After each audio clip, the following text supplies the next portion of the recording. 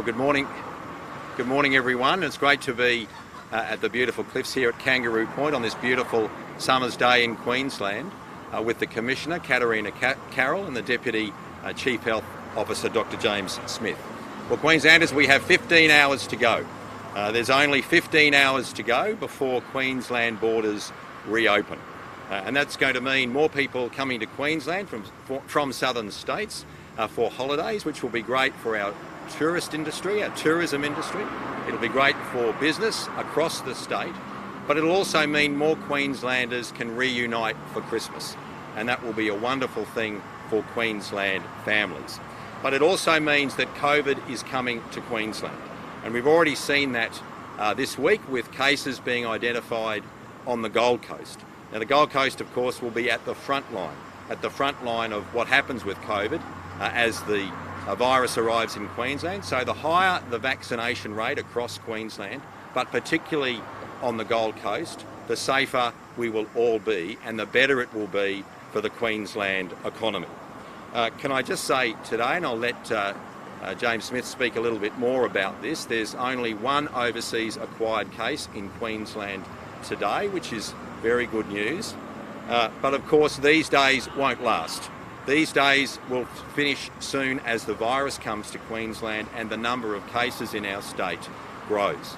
So the single biggest way we can protect ourselves, our families, Queensland businesses and the Queensland economy is to get vaccinated. Now, vaccination rates in the last 24 hours, we have 88.22% of Queenslanders with one dose of the COVID vaccine, and we have almost 81% of Queenslanders fully vaccinated. That's 80.98% of Queenslanders fully vaccinated. The flip side of that coin is it means there are 19% of the eligible group who are unvaccinated, and that presents some challenges. So the single biggest pathway to success for our state in the future is for Queenslanders to get vaccinated.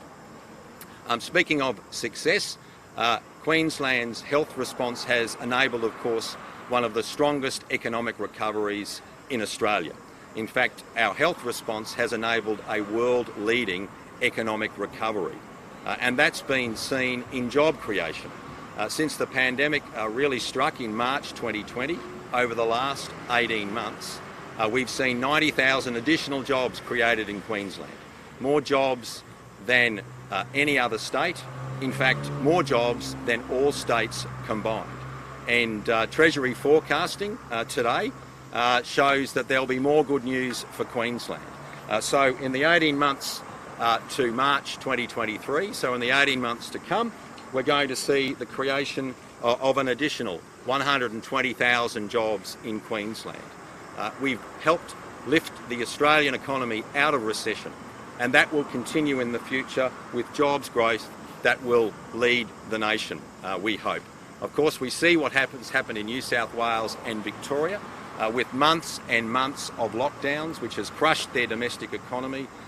Budget deficits for the current financial year are likely to be about $20 billion in both states. I'll have more to say on the financial position of the state later in the week when I do the budget update, the mid-year fiscal and economic review. But with a budget deficit of the financial year just concluded on the 30th of June this year of $937 million, less than $1 billion, we are absolutely headed in the right direction. So on all the major economic indicators, Queensland is either better than the national average or we are leading the nation. And we are doing everything we can to keep us in that position. But Queenslanders working together, we can ensure we can continue to lead the country if we all get vaccinated. And on that point, I might hand over to Dr. Smith to say a few words about where we are today with COVID cases, and then I'll ask the Commissioner, Katarina Carroll, the Commissioner of the Queensland Police Service, to say a little bit more about the arrangements for the border opening that will happen at 1 a.m. tomorrow morning.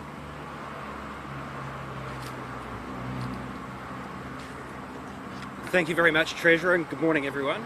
Well, I'm pleased to say that today we're announcing just one new case of coronavirus infection. That's in a man who's in his 30s, who has recently arrived in Australia from Nigeria. So given the African connection there, we're very closely following his genomic sequencing results, which should be available in the next day to 2 days. Obviously, very interested in whether this may be Omicron. So otherwise, we've got 46 active cases, I'm sorry to say, and our total case number is 2,169. Over the past 24 hours, we've had 11,918 tests done. So that's a reasonable number. We've also seen an uptick in the Gold Coast, where we've seen around a doubling in test numbers within Queensland health facilities over the last couple of days. But we really want to put a shout out to people to continue to get tested. It's really important as we move into this next era of the coronavirus pandemic that people are particularly vigilant, and so I'd remind anyone who has any symptoms at all of coronavirus to please come forward and get tested. The other thing to mention for today is QR code data, so Queensland check-in app. Anecdotally, we've heard that people are perhaps slackening off a little bit with regard to checking in and using their check-in apps. We really want to remind people to continue to do that whenever they enter a venue, whenever the app is presented to you. Please check in. That's the way that Queensland Health can follow up with you if the venue that you're entering happens to become an exposure site. Thank you very much. I'll now hand over to Commissioner Carroll. Good morning everyone, and welcome to this beautiful part of the world. As you've heard, 1 a.m. Monday morning, December 13, travellers from interstate hotspots can arrive by road and air, provided they are fully vaccinated, provide evidence of a negative test in the previous 72 hours, complete a border pass, and obviously, as you know, get a test on day 5. The border pass system will go live at various stages, and this is incredibly important because there is an operational shift, a different posture, there is a technical change, but also a legal change. So as of 8:30 tonight, there will be the X Pass, and that's the border zone residents. As of 10 p.m, an international pass, and as of midnight, the G Pass, the one that comes from the hotspots that I've just spoken about. Can I ask people to be patient and plan ahead, to travel outside of those peak hours if we can, and to ensure that you do have your correct pass. If you can't print it, that's fine. Just make sure that it's on your phone as you're going through. And when you do get the opportunity to print it, please do, put it up on the dashboard or somewhere where it can be clearly displayed. I ask that you be truthful on your passes. Many instances we've had where people have been reported for not being truthful and not telling us, what the truth is, and as a result there is obviously heavy fines if you aren't. It is end-to-end compliance, and we will be in many instances doing 100% compliance or random intercepts. So please don't think that you'll come to the border and you will easily get through. It is a case of there is a compliance system in place, and obviously those checks will be carried out. Thank you, and I'll speak to any questions when the Treasurer gets up again. Thanks very much. All right, now who would you like to ask questions to? Commissioner, yes? Yes. How many are you expecting across the road tomorrow and through the airports? Do you have some kind of number? So it's been very difficult to estimate how much the road borders in particular will increase by. But I know I could safely say anywhere between 20 to 40 or 50,000 additional vehicles. We don't know exactly whether people will be coming immediately or will delay their trip for a couple of days. We do know there isn't many international flights, and I'll give you an example of that. The first international flight under the new system is not until tomorrow at 5 p.m, and there's only 12 people. In terms of domestic borders, I am not 100% sure yet. That changes constantly. But I think really in the next 24 hours we'll have a better sense, when people will move. Can I ask people that you cannot come to the border before 1 a.m. under the new system, because you're making a declaration, a legal declaration from 1 a.m. So if you turn up beforehand, it is under the old direction and you will be treated legally under that old direction. So pretty well everything happens from 1 a.m. Are you expecting a massive influx of people to be using the website around that midnight way? And can we continue to be here in place of those rations? Yes, certainly we have our technical people already on standby. I've just been speaking to them this morning, ready to go. I am confident that the system will handle this. We've had a lot of shifts in recent times that have been well tested, so we're ready to go. But really from 8:30 onwards, particularly that border zone, can start getting their new pass, and we're well practiced at that. Remember also in the border zone that if you are unvaccinated, those current restrictions will stand. So it just changes really for the vaccinated people. Given you said we're expecting in the next year between 20 to 50,000 people trying to enter, what should people expect for delays, especially at the road border? If you're travelling particularly in those busy periods, like peak hour, you can expect extensive delays. In the past, we've actually seen delays of a couple of hours. I ask that you try and travel outside of those traditional peak hours. That will assist, obviously, those people travelling, but also the police on the borders. The catchphrase has been pack your patience, particularly for the first couple of days.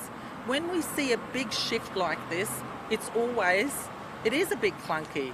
It's new, it's different, and a lot of people want to come in at once. So that's why the first couple of days, please particularly be very, very patient. Do you have any estimates on how many of those are tourists, how many of those might be returning residents, and how many people are wanting to come to the state for the first time? There's a combination of many. There is definitely returning residents, and we know many people chose not to come in under the old directive, knowing that at 80% the directive would change. So we're expecting anywhere up to about 10,000 just in that group alone.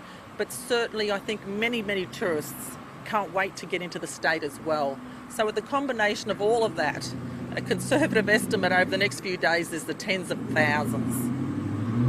Treasurer, if I could ask you from a government policy perspective, given that Otago has now given approval for 5-year-olds and up to be vaccinated, are they going to have to be included on checking acts or whatnot to be able to get into facilities that you wouldn't be able to get into if you are unvaccinated?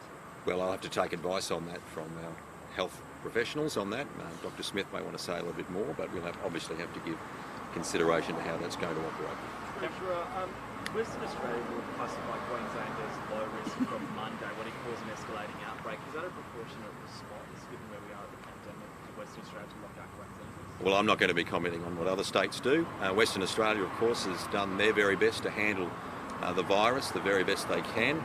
Very low numbers of cases in WA, very low impact on their state, and along with Queensland, our two states have had the strongest performing economies in the country. So I'll let WA make their own decisions. We've got a lot on our plate at the moment as our borders reopen, and we'll continue to focus on what we need to do for Queensland. Treasurer, in terms of those 120,000 jobs, where are they going to be made?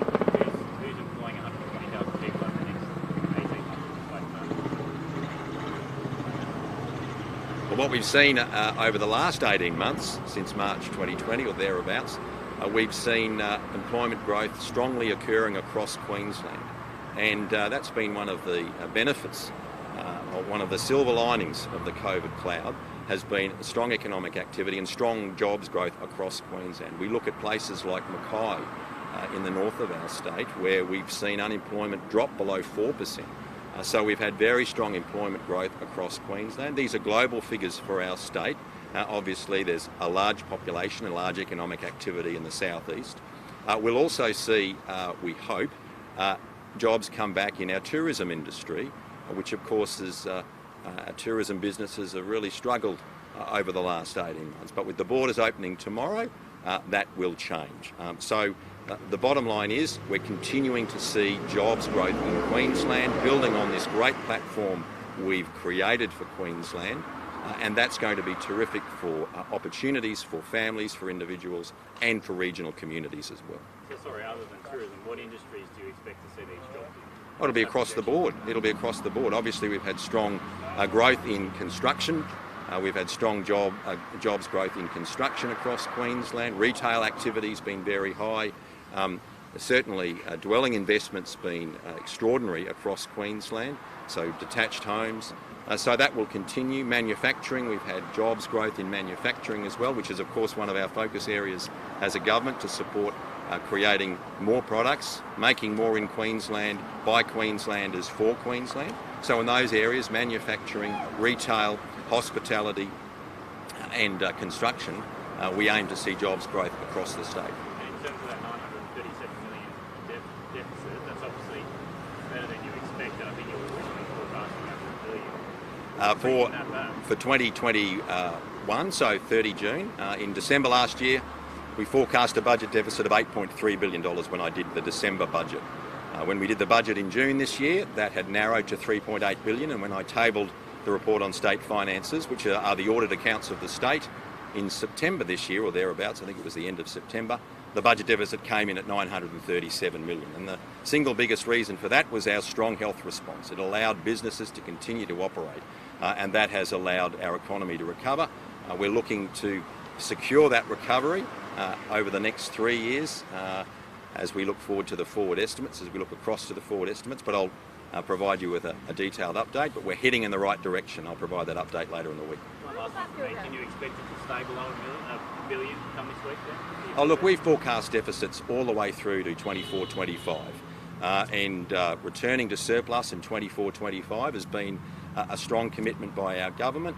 We're still dealing with the cost and consequences of COVID, but through this time of trial, we've seen limited impact on the health of Queenslanders when we look at what's happened in New South Wales and Victoria, and we've seen a smaller impact on our budget and on our economy when we compare it to New South Wales and Victoria, our major comparator states on the east coast. So we want that to continue. Vaccination's the key, and keeping each other safe and protected will help our state and our economy in the future. Yesterday, the government announced the change to close contacts if you're fully vaccinated. How's that going to apply to children who are unvaccinated? Are they still going to have to quarantine for 14 days if they're I'll let Dr. Smith respond to that. Apologise, I found it a little bit hard to hear over the traffic noise. You might have to. Yesterday, the change was announced that if you're fully vaccinated and you're a close contact, you only have to isolate and quarantine for 7 days. What's it going to mean for children who presumably will still be unvaccinated? Yeah, at this stage, children who are unvaccinated will have to continue to quarantine for 14 days. So there is still a couple of weeks, though, till that policy comes into place, and there is the opportunity for discussion over the next couple of weeks. There's a few fine points that will need to be worked out, but at this point, children will need to quarantine for 14 days. And before I was just asking, you might be able to answer this now. For children wanting to go into venues and whatnot now, will they need to be double vaccinated, given that they can get vaccination now? No, so it applies to 16 years and over. So for children, even if they are in the age eligible category, they still won't be under that particular requirement, given that the age eligibility is a relatively recent thing, and the vaccination program has predominantly focused on 16 years and over. Will that change at some point? Look, it may do. But I not aware of any discussion about that changing in the near future. Dr. Smith, I know you don't have a crystal ball, but when can people start preparing themselves to see 50, 60, hundreds of cases a day when the border opens? Is it next week, or will it be a few weeks on? I can't see it being next week, but it will be imminent, and this is why we've been saying there's no Freedom Day, right? Like it is a case that we absolutely need to prepare for cases. It will be difficult. There will be strain placed on the health system. The health system's very well prepared. They've been doing their level best in terms of our Queensland health hospitals and the health sector more broadly to prepare for it. But we will have cases, and we're not at the point of living with COVID anytime soon. It's probably at least 6 months or so away at an absolute minimum before we can comfortably say that we'll be living with COVID. Cameron, one more from me, mate, because this is the angle of my story today.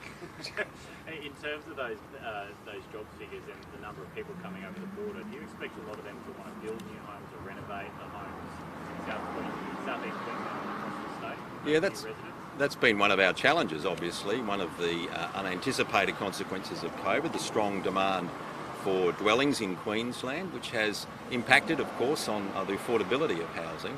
And we've obviously done our bit as the government, putting in almost $3 billion in our last budget to support the growth of affordable and social housing in particular. But look, at the end of the day, we want a growing economy. That is good for jobs, it's good for economic activity, it's good for opportunities for Queenslanders. And so there will be people who want to relocate to Queensland precisely because we have handled the pandemic so well. They see Queenslanders as a place to build a future, as Queensland has always been, a place for people to come and start a life, to start a family, to grow a business and to build a future. And we want to be that beacon to other parts of the country and other parts of the world. We have something special in our state. We need to work hard to protect what makes Queensland special, but we will also have people arriving here and we have strong population growth. On balance, that is really good for our economy, but we of course have the challenge of growth too, and we're focusing very strongly on that as a government.